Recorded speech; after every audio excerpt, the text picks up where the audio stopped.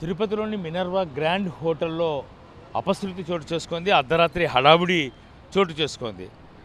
మూడో అంతస్తులోని 314 రూములో 5 మంది విజిటర్స్ ఉన్నటువంటి గదిలో ఒక్కసారిగా ఇది షూట్ రూము. ఈ షూట్ రూమ్లో ఒక్కసారిగా స్లాబ్కు ఉన్నటువంటి ఫాల్ సీలింగ్ కూలిపోయింది.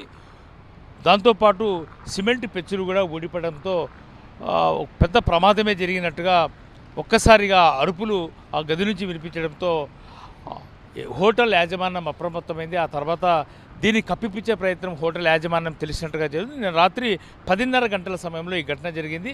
అయితే 12:30 గంటల సమయంలో పోలీసులకు ఫైర్ సిబ్బందికి సమాచారం రావడంతో ఒక్కసారిగా అప్రమత్తమై ఘటనా స్థలానికి చేరుకున్నారు. మినర్వా హోటల్ని అయితే ప్రస్తుతం అయితే తాత్కాలికంగా మూసివేసిన పరిస్థితి కనిపిస్తుంది.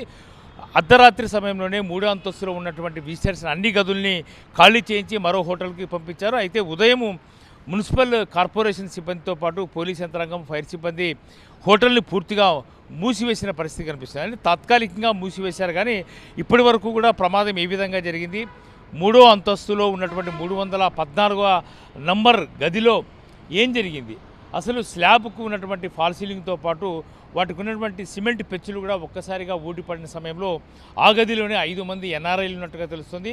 అయితే వాళ్ళకి ఎవరికి కూడా ఎలాంటి ప్రమాదం జరగకపోవడంతోనే హోటల్ యాజమాన్యం అయితే ఊపిరి పీల్చుకున్న పరిస్థితి కనిపిస్తుంది. అయితే హోటల్ అంటే చాలా పాతదన్నట్టుగా తెలుస్తుంది. అయితే దీని నిర్వహణ పట్ల లేదంటే దీన్ని నిర్లక్ష్యంగానే నిర్వహిస్తున్నట్టుగా తెలుస్తుంది. కాబట్టి దీనికి సంబంధించినటువంటి పూర్తి వివరాలు నివేదిక ఇచ్చేందుకు మున్సిపల్ కార్పొరేషన్ కూడా ఇప్పటికే సిద్ధమైన పరిస్థితి కనిపిస్తుంది. హోటల్ యాజమాన్యంపై తిరుపతి ఈస్ట్ పోలీస్ స్టేషన్లో కేసు కూడా నమోదైంది. ప్రస్తుతానికి మినర్వా హోటల్ని తాత్కాలికంగా మూసివేస్తూ అధికారులు నిర్ణయం తీసుకున్నారు.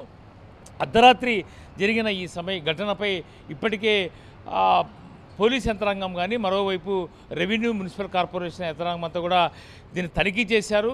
ఘటన ఏ విధంగా జరిగింది, ఘటన జరిగిన సమయంలో ఎంతమంది ఉన్నారు, 5 మందే ఉన్నారా లేదంటే ఎక్కువ మంది ఉన్నారా, అసలు ఎప్పటికి సంబంధించిన నిర్మాణము, ఈ నిర్మాణం జరిగి ఉంటే ఒకవేళ పురాతన నిర్మాణము, పాత కట్టడం అయితే దీన్ని మున్సిపల్ కార్పొరేషన్ అధికారుల నుంచి ఏ రకమైనటువంటి అనుమతులతో ఈ భవనం కట్టారన్న దానిపై పూర్తి వివరాలు సేకరించే పనిలో ఉన్నారు. అయితే అర్ధరాత్రి మినర్వా గ్రాండ్ హోటల్లో జరిగినటువంటి ఈ ఘటన మాత్రము విజిటర్స్ని ఒక్కసారిగా ఉలిక్కిపాటుకు గురి చేసిన పరిస్థితి కనిపిస్తోంది. కెమెరా పర్సన్ జగదీష్తో రాజు టీవీ9 తిరుపతి నుంచి.